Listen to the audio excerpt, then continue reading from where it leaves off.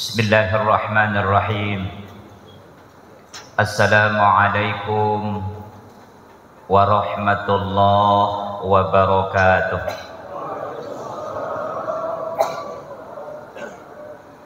Alhamdulillahil mujibud da'wat, al-qailu fi muhkamil ayatil bayinat, walikulli wijhatun huwa muwalliha fastabiqul khairat.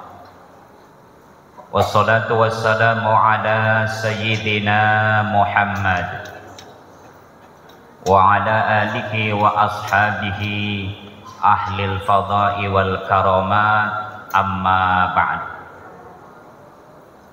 Bapak-bapak, ibu-ibu, as-shaimin as-shaimat rahimakumullah. Malam ini kita telah berada di malam ketiga Ramadan. Ini menunjukkan bahwa malam ini masih dalam suasana awal Ramadan.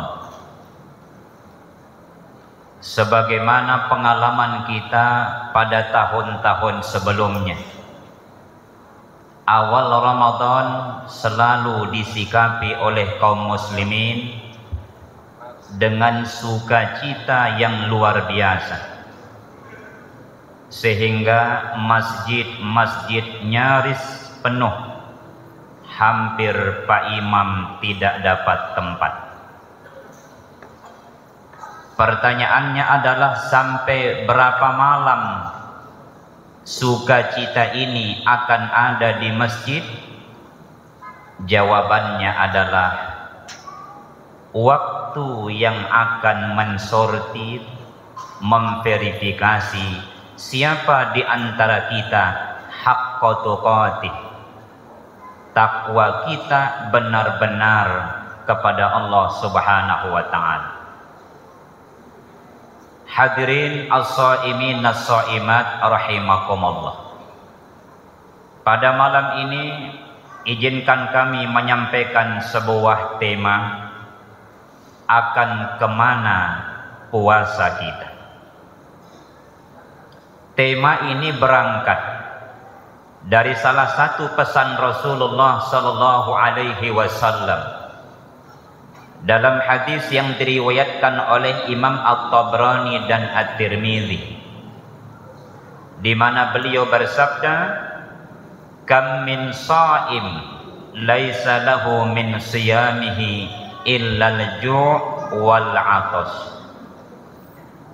Berapa banyak manusia atau umatku yang berpuasa, kata Rasul, tidak mendapatkan apa-apa dari puasanya kecuali lapar dan haus saja. Pesan moral dari hadis ini diantaranya adalah, banyak kita kaum muslimin yang berpuasa semangatnya adalah hanya sebatas ikut-ikutan, tidak jelas akan kemana dan untuk apa puasa Ramadan ini. Kalau saatnya kita buka, buka. Kalau saatnya kita sahur, ya sahur. Tiap tahun akan seperti ini dan seperti itu cara berpikir kita. Padahal kata ulama, likulli amal al-maqsud. Setiap syariat atau amal yang diturunkan oleh Allah kepada hambanya pasti ada maksud atau endingnya. Pertanyaannya adalah, apa ending dari puasa Ramadan itu? Kalau kita baca ulang, bapak-bapak, ayat yang terkait dengan puasa Ramadan dalam surah Al-Baqarah ayat 183. A'udzu billahi as-sami'il 'alim minasy syaithanir rajim. Ya ayyuhalladzina amanu kutiba 'alaikumus shiyam kama kutiba 'alal ladzina min qablikum la'allakum tattaqun. Wahai orang-orang yang beriman, kata Allah, sungguh telah diwajibkan atas kalian berpuasa sebagaimana yang telah diwajibkan kepada kaum Yahudi dan Nasrani. Ketahuilah puasa itu, kata Allah, tujuannya la'allakum tattaqun, membentuk seorang pribadi mukmin yang bertakwa. Ternyata di dalam ayat ini, Bapak Ibu, ada dua hal yang harus kita pahami dalam konteks akan kemana puasa kita. Yang pertama, mustahil bisa manusia berpuasa kepada Allah kalau tidak didorong oleh spirit keimanan. Kenapa demikian? Bukankah manusia itu cenderung kepada dua hal? Satu, urusan perut.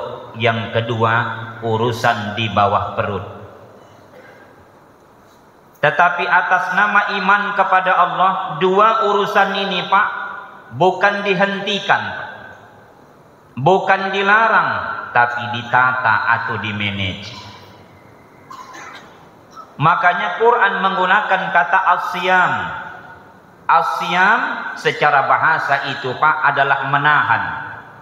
Tetapi secara syariat artinya adalah menata atau mengendalikan. Kalau sekiranya Quran menggunakan kata as-saum, maka itu berarti adalah dilarang.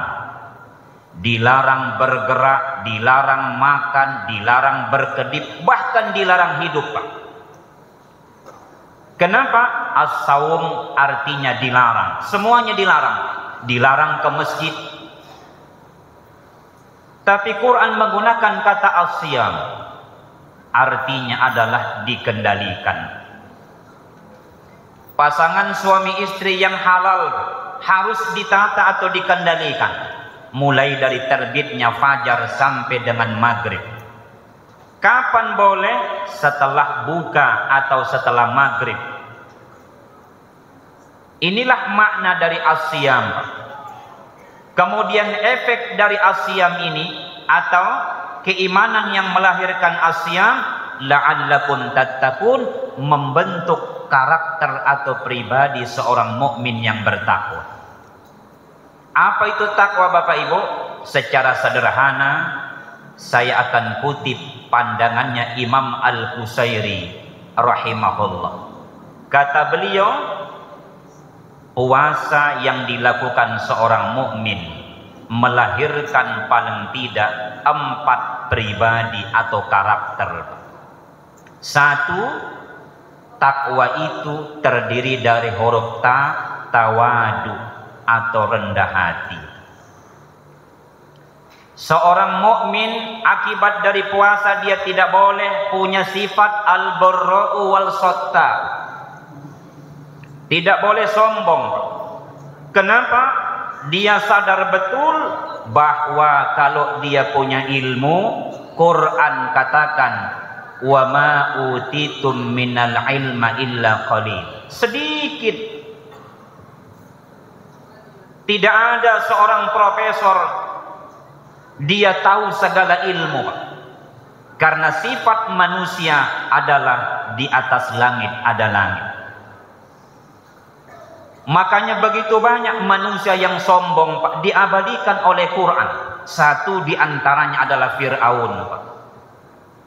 Fir'aun adalah salah satu potret manusia yang sombong. Sombong karena jabatan, sombong karena kekuasaan. Tubuhnya, Bapak Ibu, diabadikan oleh Allah ila yaumil qiyamah.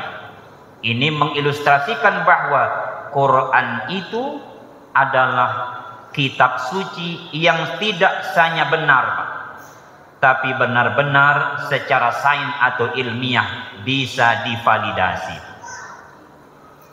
Makanya menurut informasi salah satu putra Bulukumba, Dr.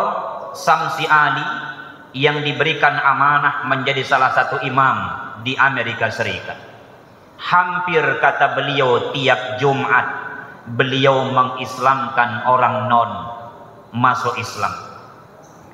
Tapi begitu ditanya secara umum, alasan-alasan mereka masuk Islam, Pak, sakit kepalanya sekian lama mencari kelemahan Quran, tapi malah yang terjadi adalah kelebihan dan fakta-fakta yang diinformasikan Quran itu. Beda dengan kita, Pak. Kita alhamdulillah Islam kita rata-rata Islam keturunan. Kebetulan nenek kita Islam, alhamdulillah kita juga Islam. Ngaji tafsir tidak mau, dengar ceramah bosan. Alasan apa? Nenek saya sudah Islam. Akhirnya apa? Kita ketinggalan kereta, Pak. Ada saudara kita mu'allaf baru 2 tahun malah dia jadi guru kita, Pak. Bingung malaikat. Baru 2-3 tahun mu'allaf, Pak, dia bawa kajian tafsir di masjid ini misalnya, Pak. Bingung malaikat. Coba lihat, Pak, fenomena kita. Masa ada buaya berkeluarga dengan masyarakat Sulawesi Selatan? Bukankah ini warisan nenek? Dengan teori katanya bede, mungkin barangkali. Dan ini Islam, Pak. Islam itu bukan non. Oleh karena itu bapak-bapak yang saya hormati, akan kemana puasa kita? Pertama, orang yang berpuasa itu tawadu. Jangan sombong, Pak. Apa yang bisa kita sombongkan? Kata Umar bin Khattab, bukankah dari kepala sampai dengan kaki, maaf, saking kotoran noda yang kita bawa kemana-mana.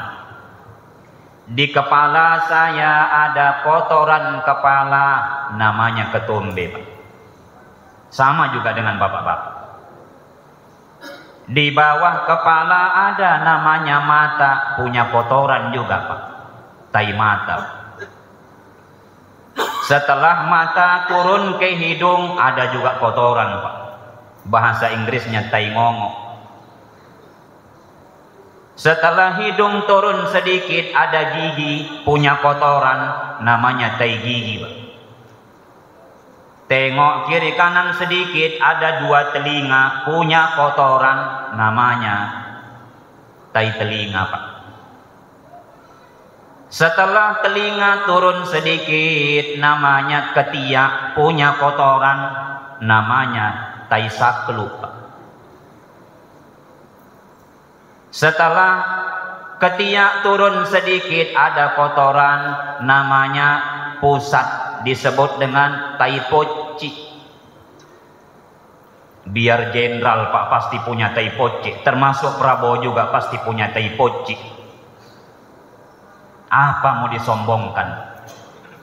Turun sedikit setelah poci ada namanya nenek natai, Pak. Maka apa kata Imam Syafi'i? Orang yang memandikan jenazah itu sebaiknya ahli waris. Kenapa? 10-20 bangkai binatang yang paling busuk tidak akan tertandingi dengan bangkai manusia. Kenapa, Pak? Bayangkan, seumur saya hampir 50 tahun, Pak, saya belum pernah dengar, maaf, ada binatang namanya BABI makan coto. Tapi kalau kita, Pak, manusia, coto sikat, cendol masuk, palu butung biasa, palu basah lebih-lebih, Pak.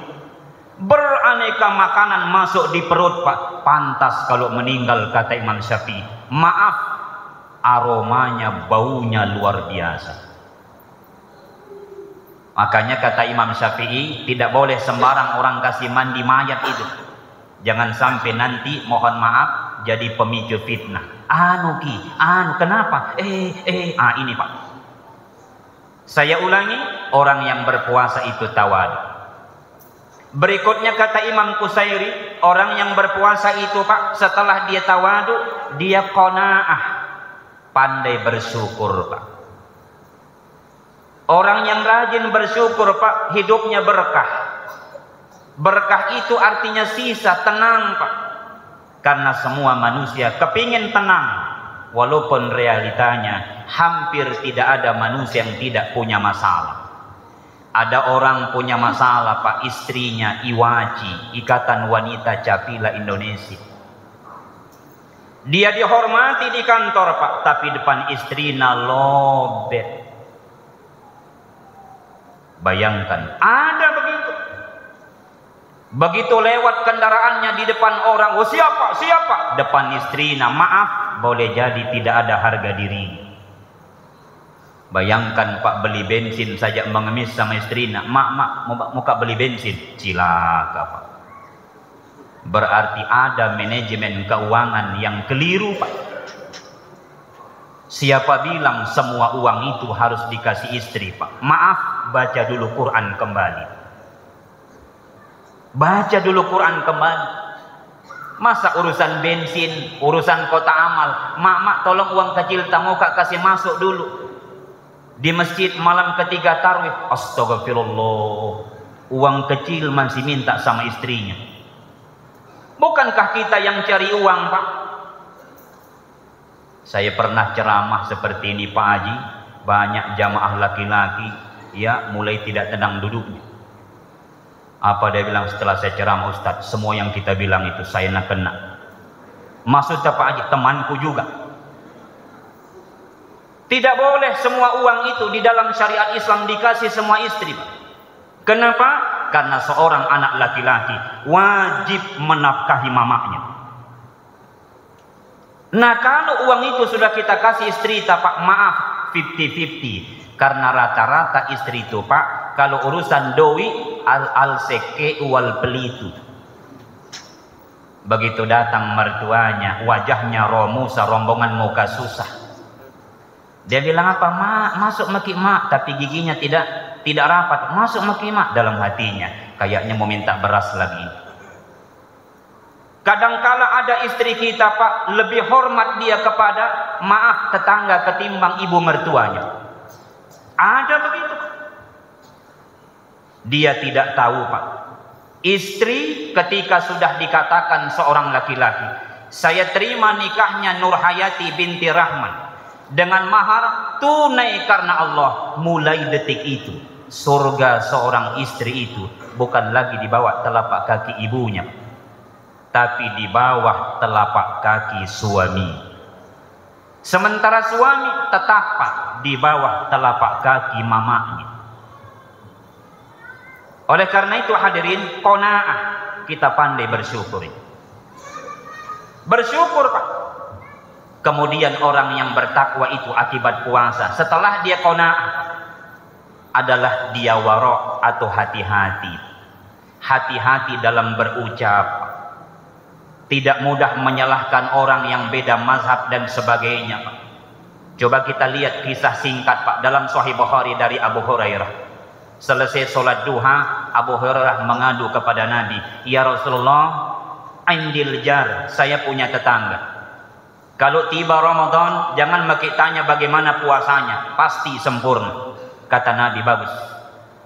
Kalau tiba waktunya sholatul maktubah, sholat wajib, jangan makin tanya, pasti dia sholat. Kata Nabi, dia orang beriman.